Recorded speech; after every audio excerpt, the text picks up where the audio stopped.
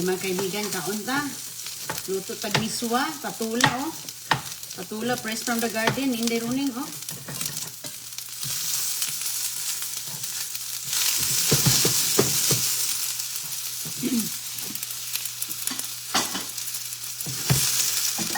Mga kaibigan.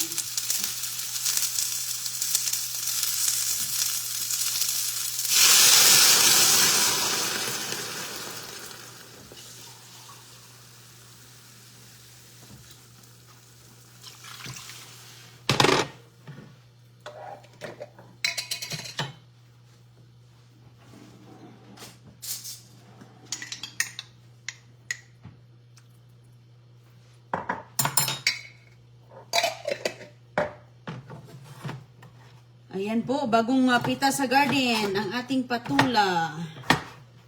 Ayun. Hindi na natin balatan ang patula, kaya andyan ang sustansya.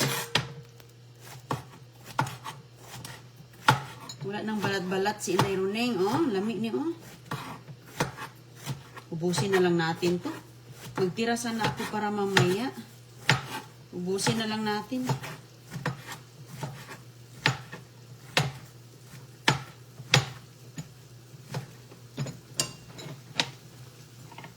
Yan.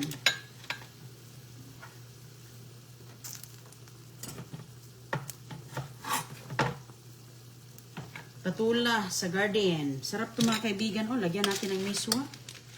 Oh, mabilis lang yung maluto. Ay, wala pang asin. Ayan na, oh. Palanguyin na natin ang asin. Ay, pwede natin lagyan ng eggs to. Kasi wala man akong ibang nilalagay.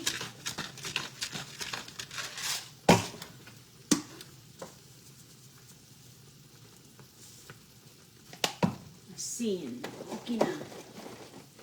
Wala man tayong ibang ilalagay. Ito na lang. Itlog. Lagyan ko ng itlog dito sa gilid. Para sabay na sila maluto mga kaibigan.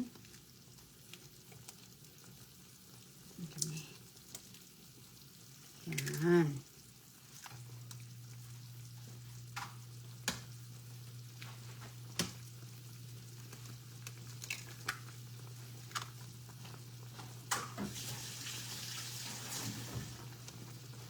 Hindi pa nakakain si Inday Runeng. Nagtrabaho sa garden. Ang ganteng, eh.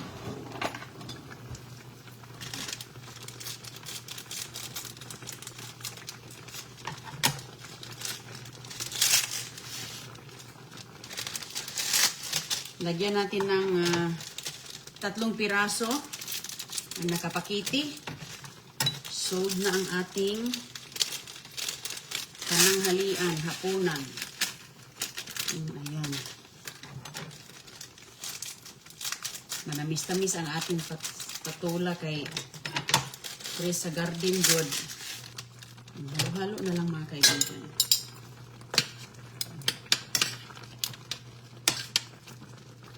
Uy, hala. Ayay na.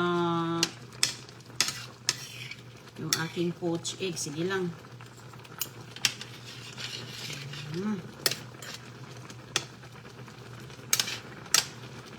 Sabaw nito, ulam na po. Fresh from the backyard, oh. Patula. Ayan.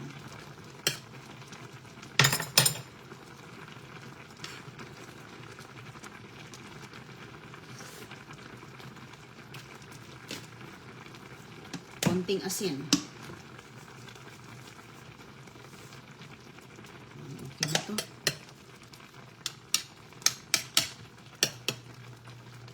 Ayan na mga kaibigan, okay na. Ano ta?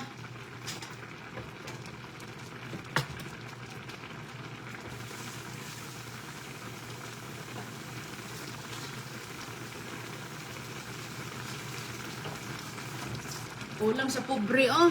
Patula with itlog sa manok na gulaguri.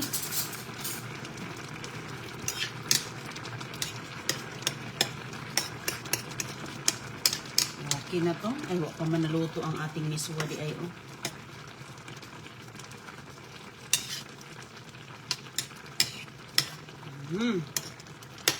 Ang miswa ang nagdala. Ayan. Ituloy muna natin nang mabuti ang miswa. Ayan mga kaibigan, daming gulay.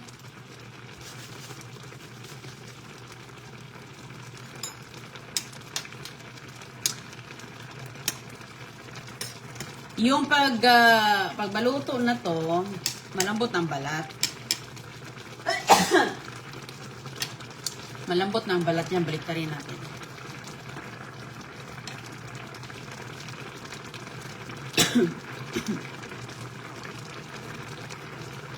Tingnan natin yung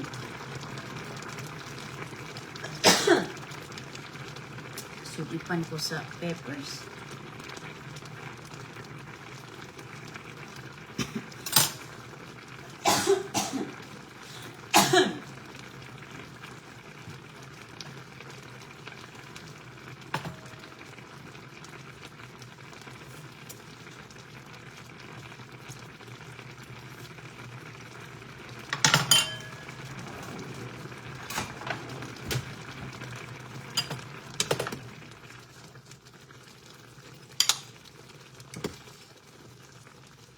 Ay, kalami.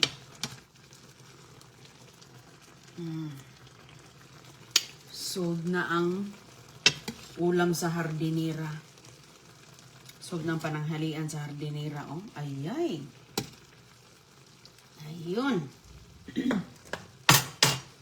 Na. Lami jud ni ba? Oh, wala kong mais, mga kaibigan. Ano, hurot, naubos ng mais ko. Bukas na siguro ako makapunta sa mamalingki ng bigas mais. Ayan, oh, yung pang ano namin, oh, niluto ko na yung kanin para sa bisita ngayon, yung puti.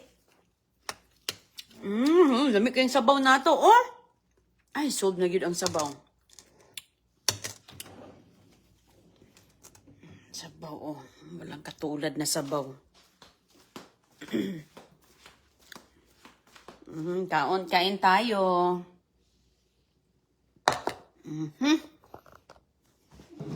Okay na. Kain tayo mga kaibigan kay na, ang pananghalian ni Inday Ronin naging alas 2 na. Pestilan. Ang pananghalian ko naging alas 2 na.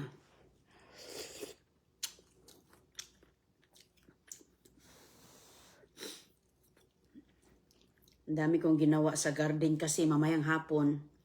O mamaya uulan, hapon na pala dito kasi alas 2 na.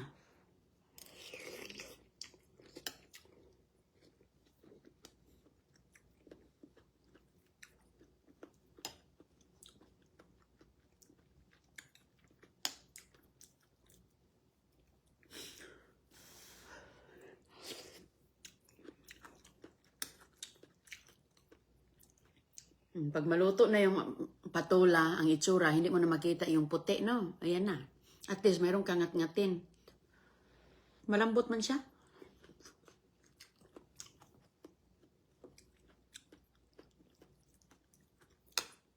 Manamis-namis talaga yung sabaw, no? Basta sariwang patula, no?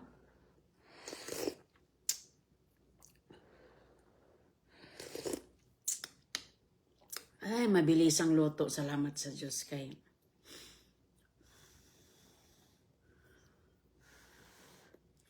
salamat sa Diyos. Mayroon tayong maluluto kay, nako, pupunta pa tayo sa tindahan. Gusto natin kumain ng patula, no? Sus ko, hindi lahat ng tindahan may patula. Siguro pagpunta mo, drive ka ng 45 minutes. Pagdating mo ron, ubos ng patula.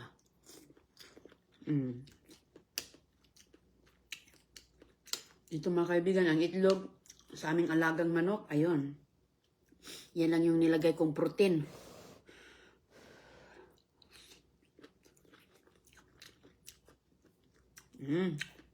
Sold na.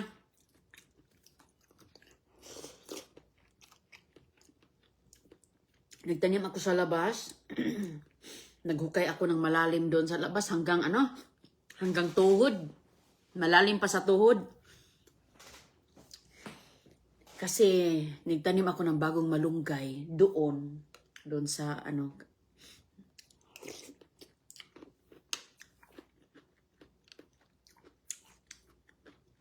Tanim ako ng maraming malunggay kaya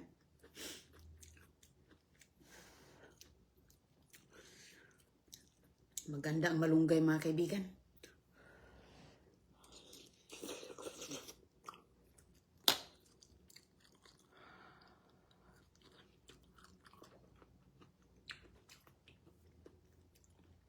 Uulan kasi kada hapon dito, kaya maganda talaga magtanim pag tag-ulan-ulan na. Tapos mainit. Sobrang init kanina. Ay. So, 3 ang nahukay ko. 3 ang aking tinanim doon. Yung kaibigan ko, nanghingi ako sa kanya ng itanim na malunggay. Kasi yung malunggay ko, yung sanga niya, bata pa ba yung sanga niya? Kasi kapag magsanga na siya, hindi ko na kasi sa pinapatanda yung sanga ng malunggay ko, mga kaibigan, dahil hindi ko na maabot. Kaya yun, puro bata ang sanga.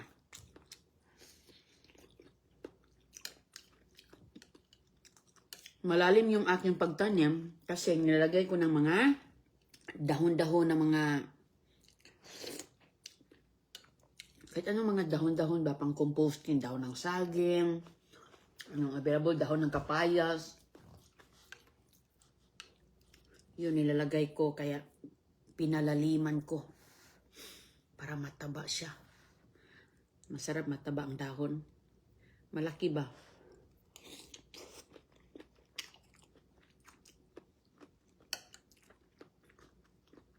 Kaantang kaibigan?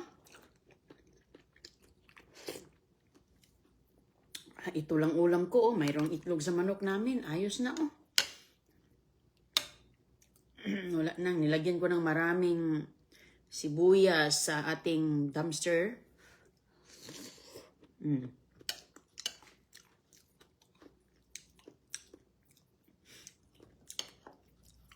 Nilagyan ko siya, yung green na nilagay ko, yun yung scallions na galing sa dumpster.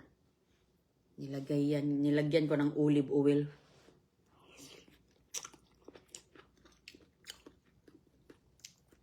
Maganda yun sa mga arroz caldo. Malagay sa ibabaw. Dagdag sa spices ba?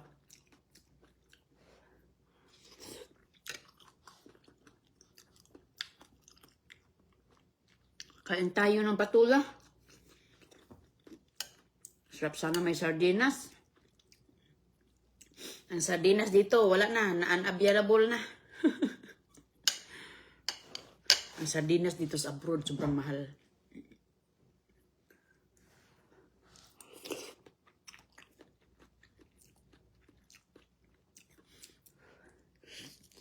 At saka, mabilis ma-sold out. Paunahan ng sardinas. Kasi pang ano ni Inday Roning ba, pang lagyan ng patula. Lagyan ko ng patula, pati sardinas. Pati upo, ganyan, sayuti.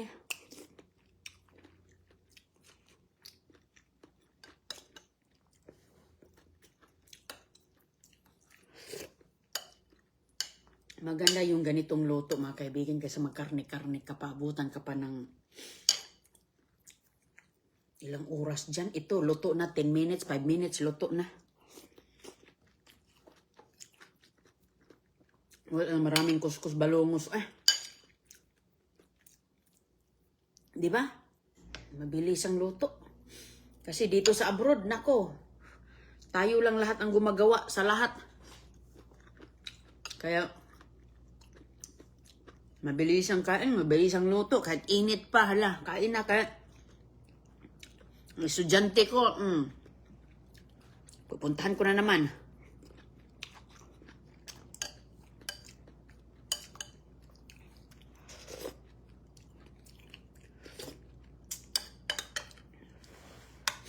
Si Agoy-Agoy at si Don Julio, nasa school sila.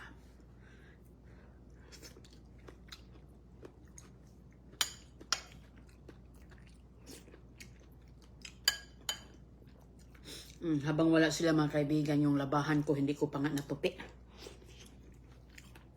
Kasi, inuna ko yung pagtatanim ko, yung aking mga seeds na alugbati, ang bilis tumubo. Nako, ang bilis tumubo.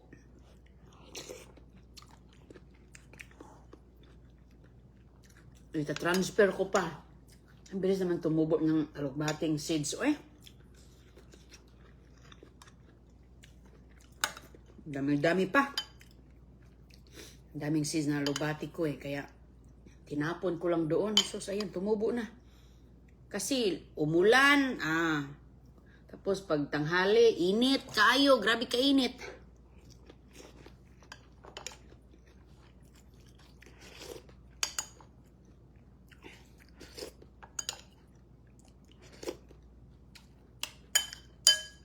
Ito, kahit wala ng kanin-kanin, okay na. Hindi naman kailangan mayroong miswa mga kaibigan, kahit walang miswa, ako nga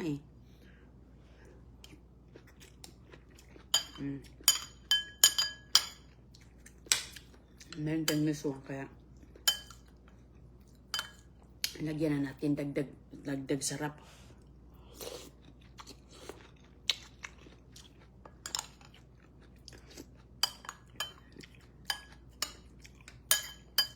Nilalagyan ko talaga ng maraming paminta kaya masarap yung maanghang-anghang ba.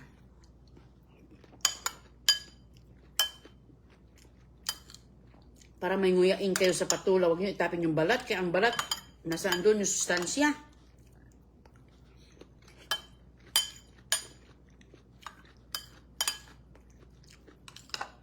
Crunchy yung balat mga kaibigan. Malutong-lutong.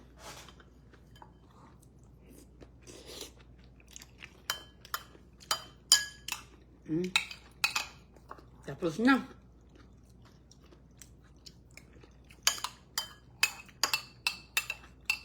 Busog na sa isang bowl. Ingat po kayo ha. Salamat sa pagsama niyo sa akin ngayon. Madali ang luto lang tong atin. Walang maraming ingredients. Ang ingredients na hindi running, lang available sa bahay dahil hindi talaga ako tatakbo sa tindahan.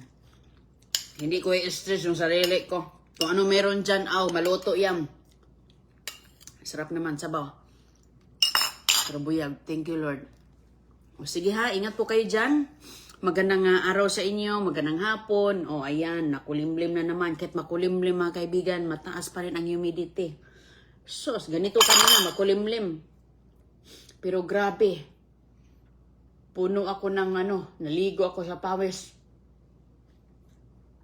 So, next month, abangan nyo yung mga malunggay na yon. Yung 3 sanga nun, tubo yun sigurado.